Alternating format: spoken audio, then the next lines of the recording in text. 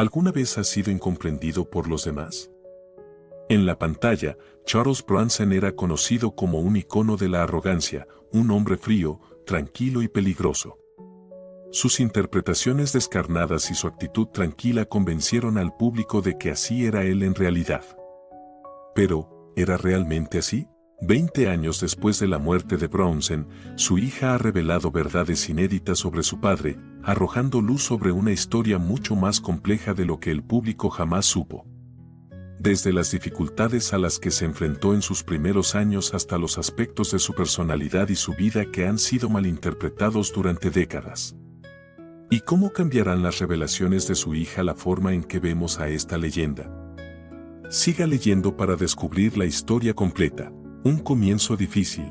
Para comprender quién era Bronson, debemos remontarnos a sus raíces. Era uno de los 15 hijos de una familia de inmigrantes lituanos y recibió el nombre de Charles Banczewski el 3 de noviembre de 1921. Nació en Ehrenfeld, Pensilvania, un deprimente pueblo minero dedicado al carbón. La pobreza ensombreció durante mucho tiempo la juventud de Bronson.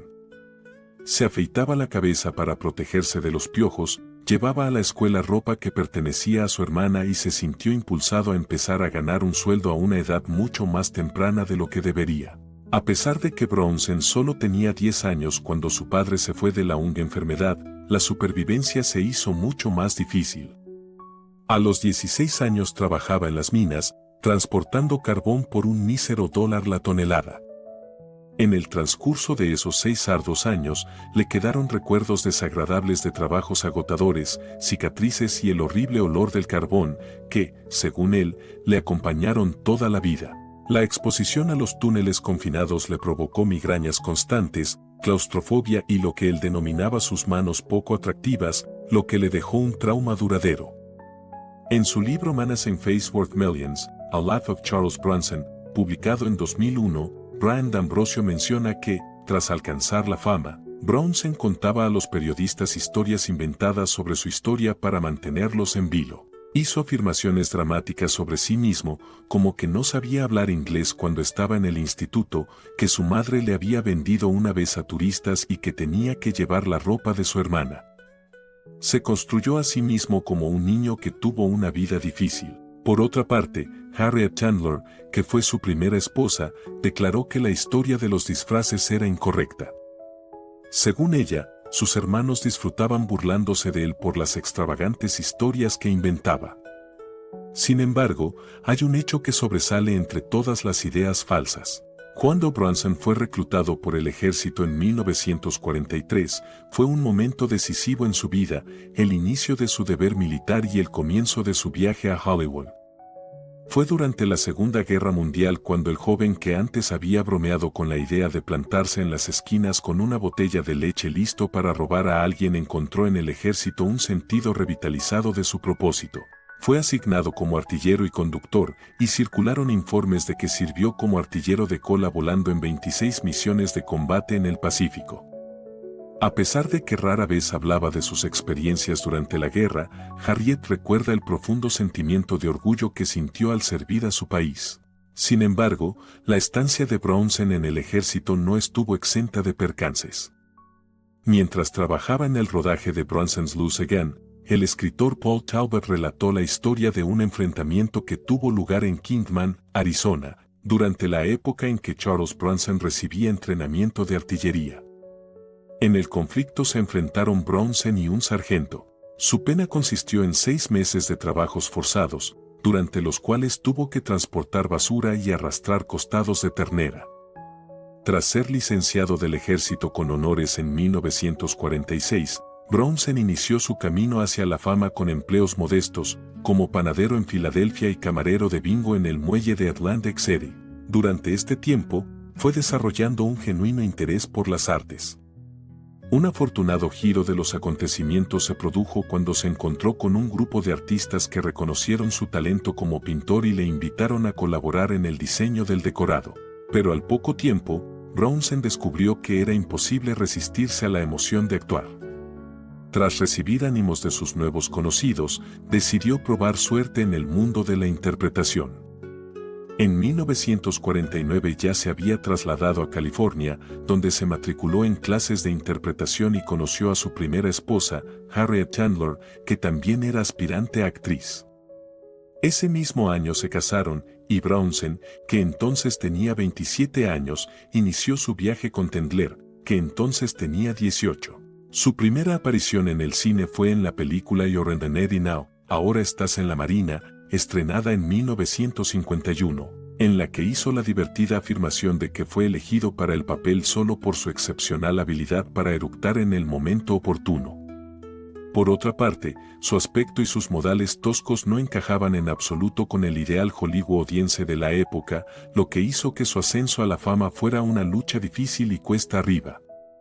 De Charles Panchensky a Charles Bronson. Hubo un tiempo en que Brownsen se llamaba Charles Panchensky por su nombre de nacimiento. Sin embargo, esta decisión se convirtió rápidamente en un problema durante la era McCarthy, en la que predominaba la casa de brujas comunista. Decidió cambiar su nombre porque le preocupaba que su apellido lituano pudiera llamar la atención.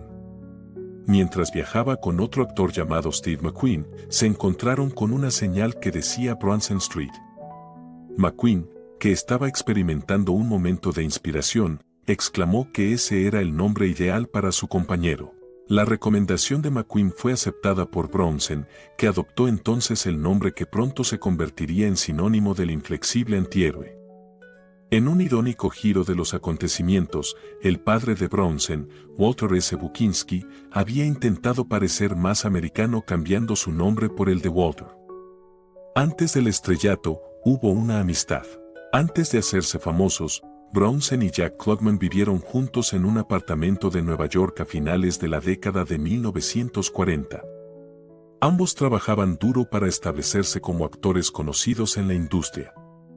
Su relación floreció durante esos años difíciles, e independientemente de que siguieran o no sus propios caminos, la conexión entre ellos siguió siendo fuerte. Pasado algún tiempo, Klugman reflexionó sobre las peculiaridades que ambos poseían, en particular el inesperado talento de Brownsen para planchar. Klugman se ríe diciendo que era un excelente planchador, un talento que contrastaba con los papeles de tipo duro y serio por los que Brownsen se haría famoso. En virtud de su historia común, Brownsen era retratado de una manera más accesible, y la gente que estaba familiarizada con él recordaba que incluso un tipo duro de Hollywood en potencia tiene algo de doméstico. Aprendiz de un idioma que se ha hecho a sí mismo. Fueron las raíces lituanas de Brownsen las que sirvieron de base para su aventura con los idiomas. En casa, el lituano era la lengua habitual, y el inglés quedó relegado a un segundo plano hasta que empezó a ir al colegio. Aunque creció en una cultura en la que se hablaban varias lenguas, cuando estaba con sus amigos hablaba principalmente lituano. Solo aprendió inglés por necesidad cuando empezó su carrera de actor y luego se alistó en el Ejército del Aire. Brownsen fue capaz de aprender inglés por sí mismo y, como resultado, desarrolló un acento característico. Este acento a veces hizo que sus compañeros de tropa creyeran que era extranjero, una percepción errónea que contribuyó a las dificultades a las que se enfrentó. No solo dominaba el inglés, sino también el ruso y el griego, lo que demuestra su versatilidad y su capacidad para comunicarse eficazmente en otros idiomas. Convertirse en una persona famosa. Alain Delon, actor francés, quedó especialmente impresionado por la actuación de Brownsen en la película Machine Gun Kelly, estrenada en 1958, y le extendió una invitación para viajar por Europa. Brownsen debutó en Europa con la película Adieu les amis, Adiós amigo, estrenada en 1968. A pesar de sus reticencias iniciales, Brownsen decidió finalmente aceptar el trabajo tras comprender que el cine europeo daba más importancia al carácter y la profundidad que al aspecto físico. En Francia, Adieu les amis se convirtió en un gran éxito de taquilla que catapultó a Brownsen a la categoría de celebridad apreciada en toda Europa. Con papeles como el del teniente Danny Tunkelman en La Gran Evasión, consiguió hacerse un hueco en Estados Unidos, donde aún estaba en proceso de establecerse como intérprete. Este aspecto tocó la fibra sensible de Brownsen porque reflejaba su propia claustrofobia, una preocupación que le venía de su época de minero del carbón. Mientras su personaje entra en pánico en el tubo de escape, hace uso de esta ansiedad en un escenario que seguramente será recordado, dando un grado adicional de realidad a la situación. En una conversación que tuvo lugar en los años 70, afirmó que aún tiene esos sentimientos cada vez que se encuentra en la parte trasera de un coche. Era el peso de su historia. El comportamiento fuerte y austero de Bronson en la pantalla se formó a partir de los retos a los que se enfrentó en su infancia.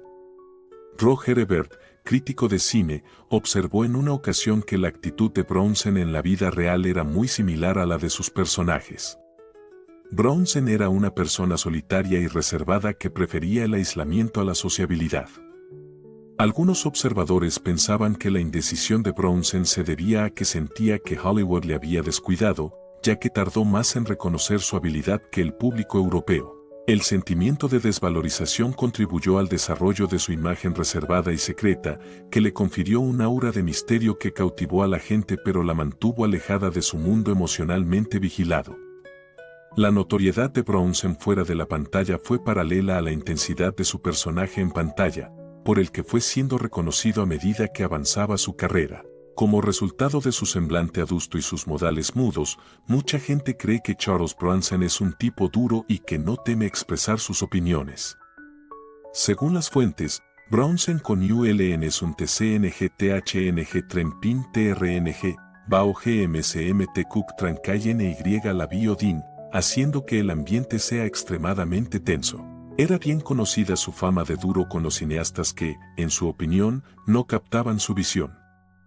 Durante una entrevista concedida a Paris Cine Review en 1971, expresó sin tapujos su opinión, afirmando que la mayoría de los cineastas y productores son yo. De lo único que preocupa a todos en el cine es el dinero. Directores que colaboraron con él compartieron sus historias sobre la tumultuosa conexión que tuvieron con Bronson después de trabajar con él. La actriz Lee Ramick estaba tan asustada por Bronson que dudó en tocarle la cara durante una escena de la película Telephone, según Dan Siegel, que recordó esta experiencia en su libro Siegel Film. Cuando Siegel le preguntó el motivo, ella respondió temblorosa, "No me atrevo". La relación de Bronson con los medios de comunicación también estuvo plagada de dificultades. Se afirmaba que se quejaba de sentirse incómodo con las entrevistas en profundidad. Según el artículo del escritor Stephen Whitney, Charles Bronson Superstar es el hombre genuino que se esconde tras su apariencia de macho duro como una roca. En el año 1975, Bronson estaba completamente indignado por el material, en particular por los comentarios que se hacían sobre su mujer, Jill. Se ha dicho que Bronson intentó bloquear la publicación del libro y es posible que también intentara comprar ejemplares del mismo. En una ocasión, hizo la observación de que no producimos películas para los críticos, ya que de todos modos no pagan por verlas. A raíz de una entrevista que tuvo lugar en 1974, Roger Ebert hizo una declaración sobre la capacidad de Bronson, mencionando la tremenda intensidad que podía verse en sus ojos.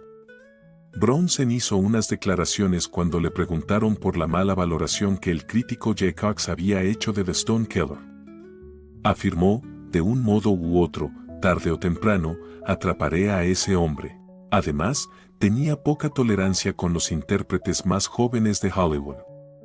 Estaba convencido de que sus experiencias en la vida real le proporcionaban una ventaja sobre los hombres de método del negocio, y expresó este punto de vista en una entrevista que concedió al Washington Post en el año 1977. Según él, puedo mejorar mi interpretación del personaje gracias a mi experiencia y a las cosas por las que he pasado. Además, destacó a estrellas como Robert De Niro, Sylvester Stallone y Al Pacino, dando a entender que todos ellos parecían una amalgama de los demás. Con una actitud despectiva hacia el concepto de premios, Bronson tachó a la Academia de montón de tonterías.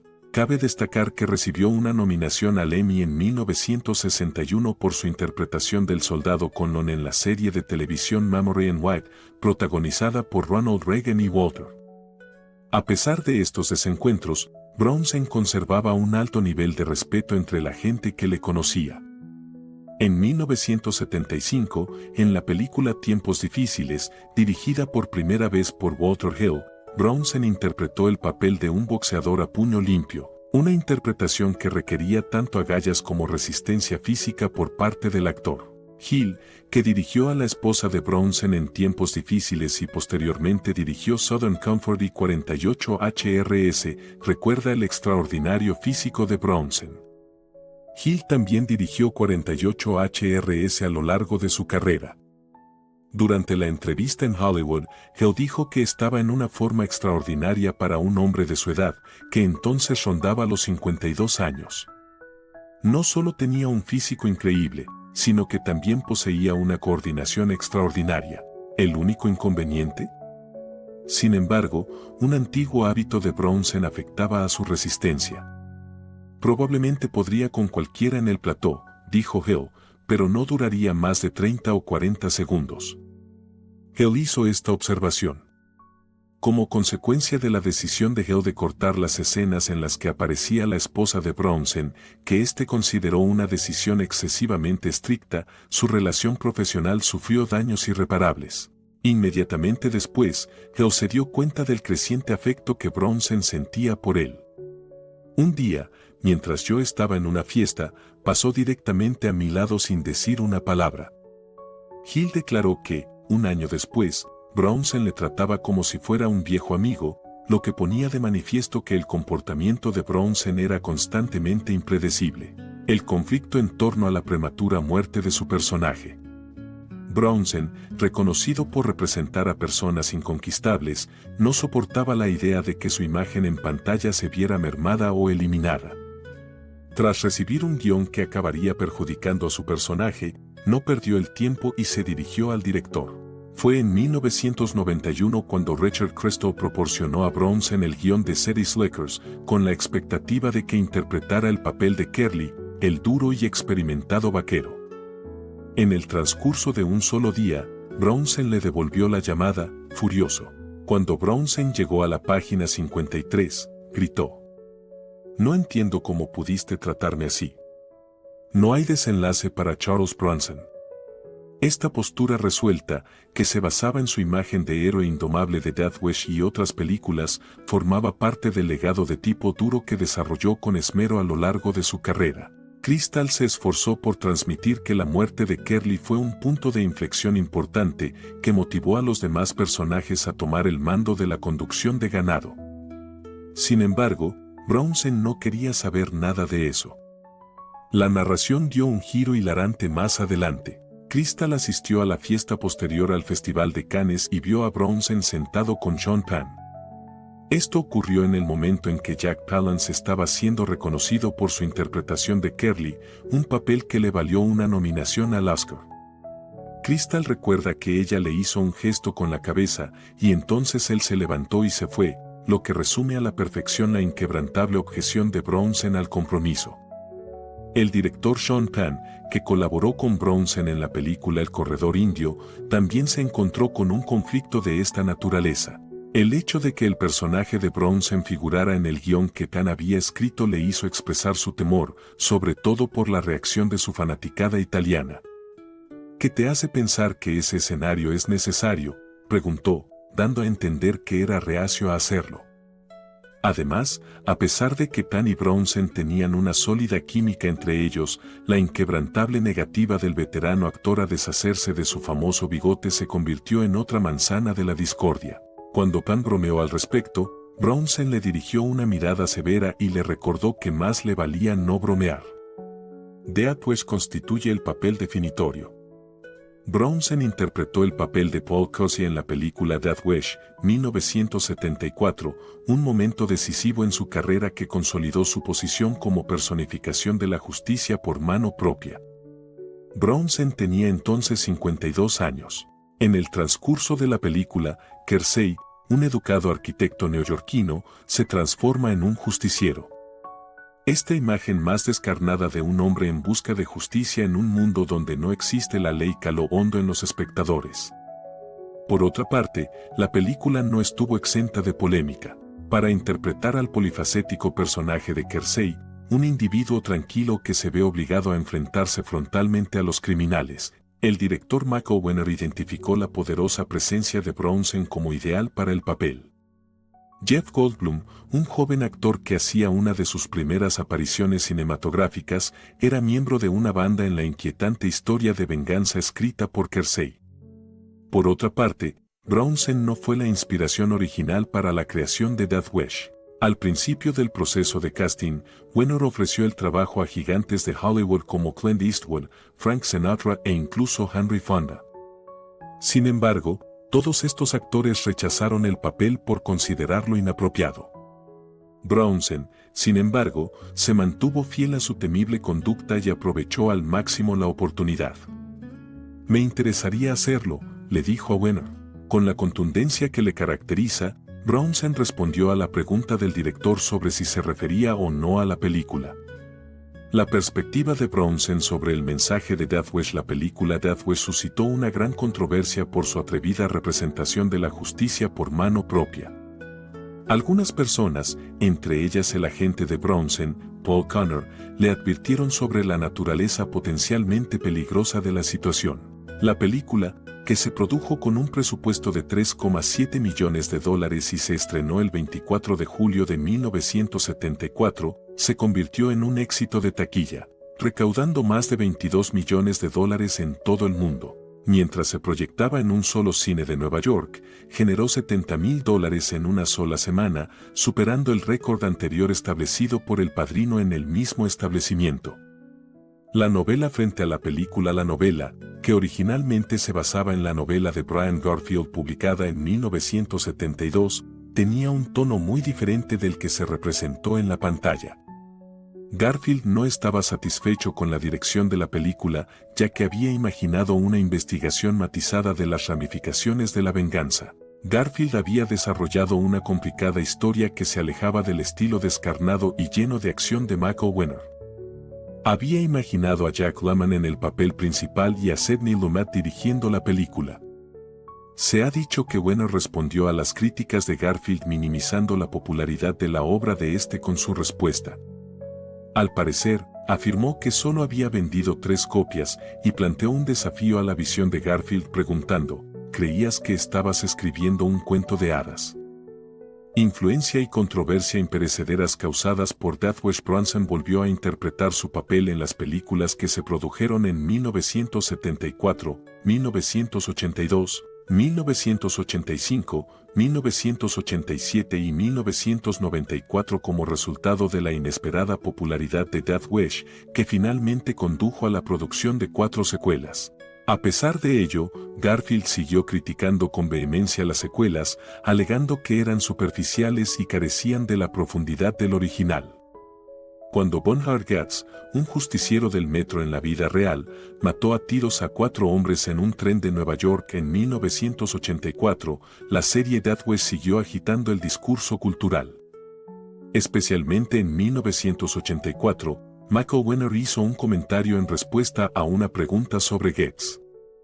A raíz de su comentario, se encendió el debate sobre la justicia por mano propia y el efecto de la película. El legado de la influencia cultural de Death Wish ha llegado incluso al discurso político. El expresidente Donald Trump hizo referencia a la película durante un mitin en 2015. En respuesta, el público rugió y coreó algo sobre Brownsen.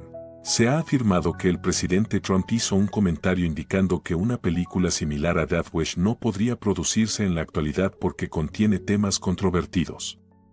Esta afirmación pone de relieve el hecho de que Death Wish se había convertido en un símbolo divisivo en el debate sobre la justicia penal.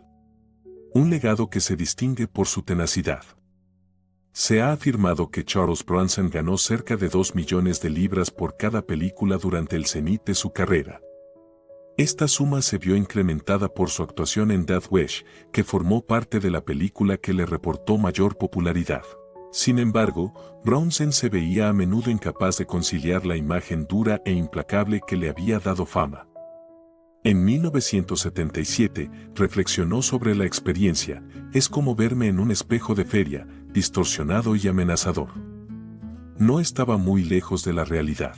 Es bien sabido que el director Ingmar Bergman se refirió a él como un tipo con el rostro grabado lleno de dureza.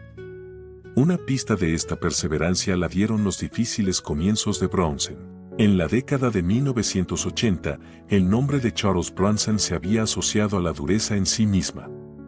Este fue el impulso para que el célebre preso británico Michael Gordon Peterson asumiera el seudónimo de Charles Bronson.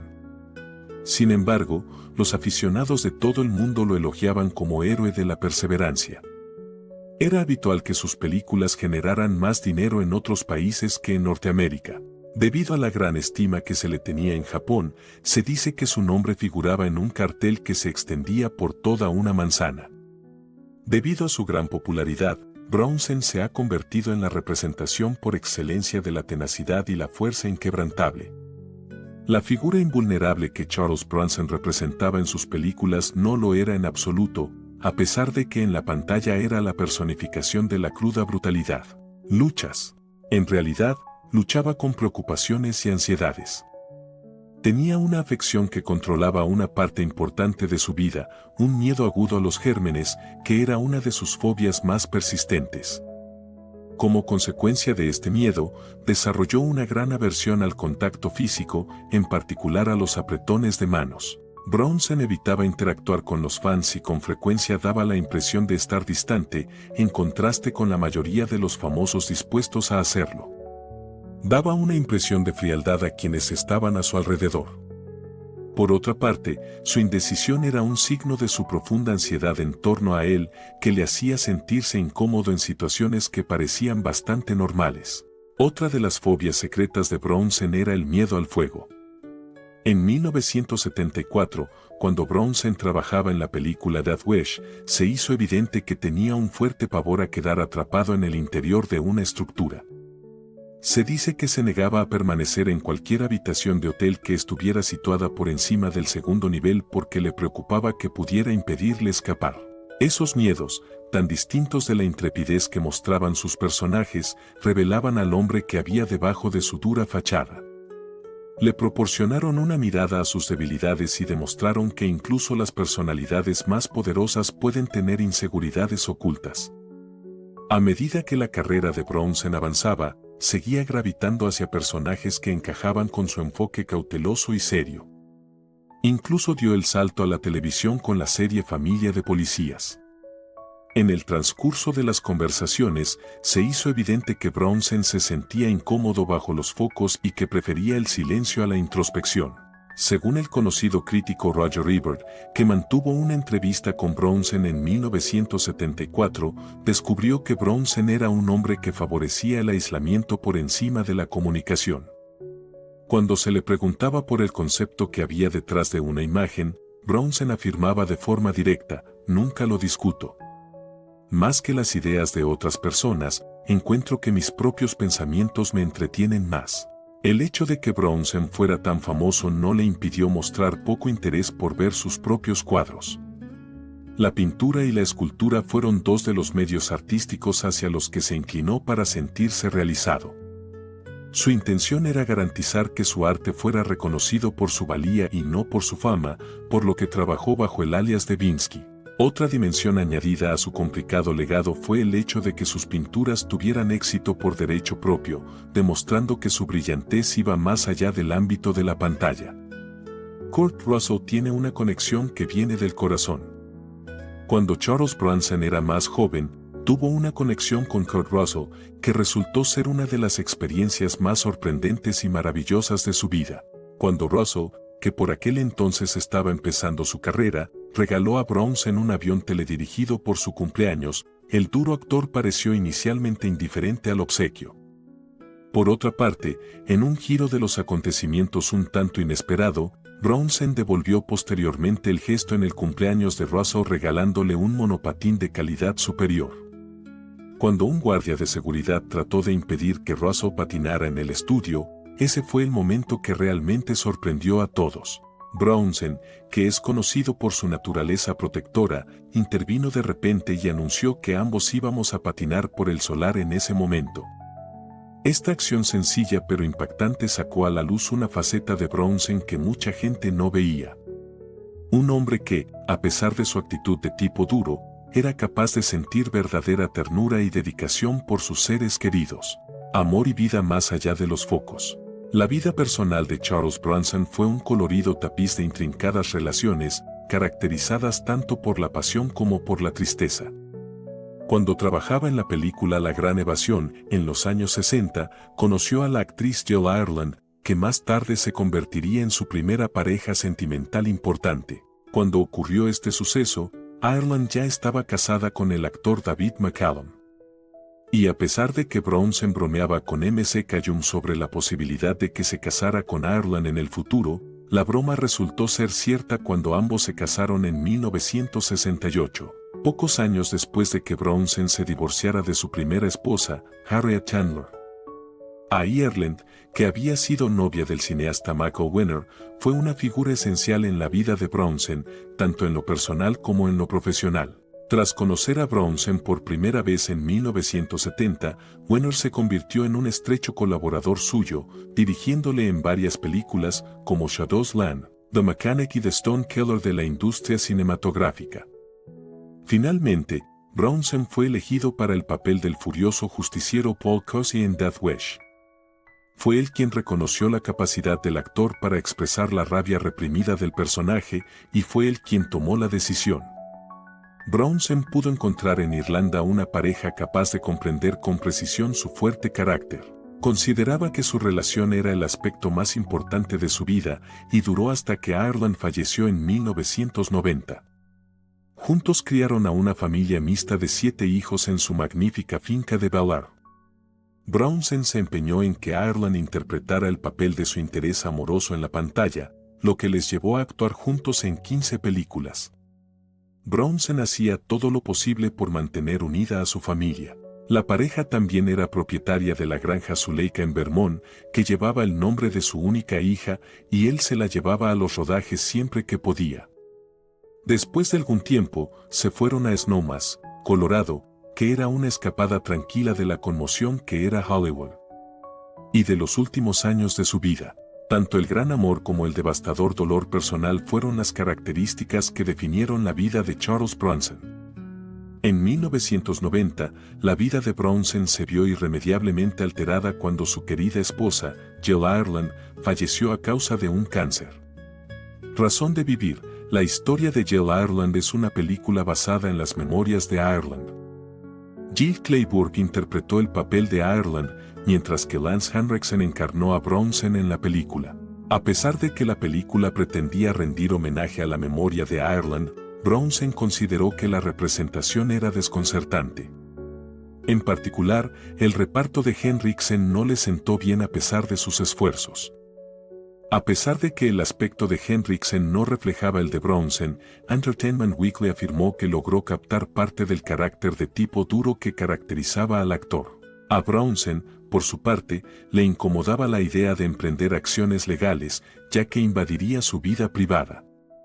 8 años después del fallecimiento de Ireland, Bronson reavivó su amor por Ireland con Kim Weeks, una actriz más joven que permaneció a su lado durante sus últimos años.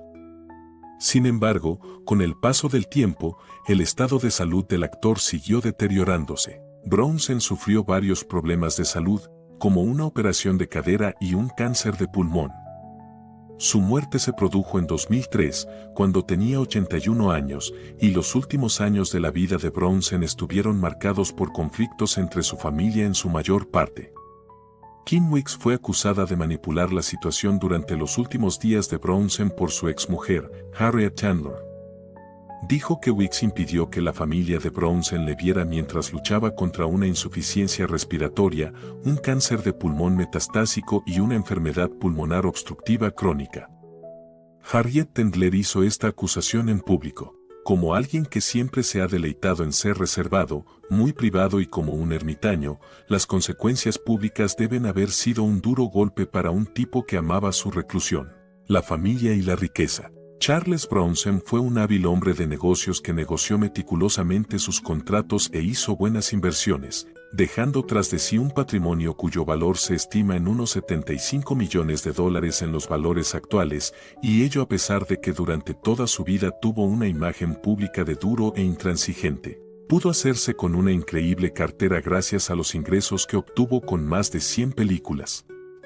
Esta cartera incluía una propiedad de lujo en Malibú, una granja en Vermont de 260 acres y una mansión en Bel Air de 33 habitaciones.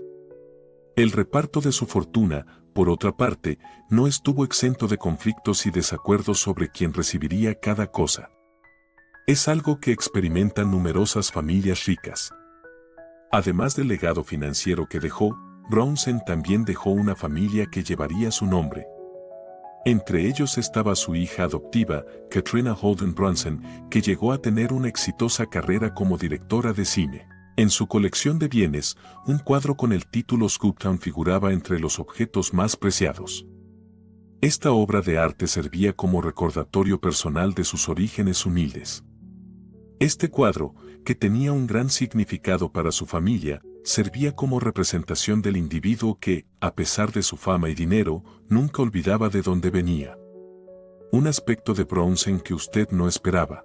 A Charles Bronson se le suele reconocer por su reputación de tipo duro. Sin embargo, su hija acaba de revelar un lado más personal e impactante del hombre que estaba detrás de la cámara. Brownsen, explica, tenía una sensibilidad que era especialmente obvia cuando se trataba de su familia, lo que contrastaba con los duros personajes que retrataba. Esta faceta más amable y contemplativa de Brownsen contrasta con la persona austera y sensata que el público ha llegado a conocer y asociar con él. Es una revelación que humaniza al actor al demostrar que, bajo su dura apariencia, era un tipo que soportaba el peso de su pasado, formado por la adversidad, el sacrificio y la cruda batalla por la supervivencia. Cuando se examina el relato de la vida de Brownsen, resulta evidente que la tenacidad y la determinación que caracterizaban sus apariciones en la pantalla estaban profundamente arraigadas en su propia experiencia personal. Su relato nos recuerda que los legados más poderosos a veces se construyen a partir de los acontecimientos más difíciles por los que han pasado las personas. ¿Te ha sorprendido el genuino Charles Bronson? ¿O ha alterado tu percepción de los papeles clásicos que ha interpretado? En la sección de comentarios, comparte tus ideas con nosotros. Además, no dejes de hacer clic en el botón me gusta y en el botón suscríbete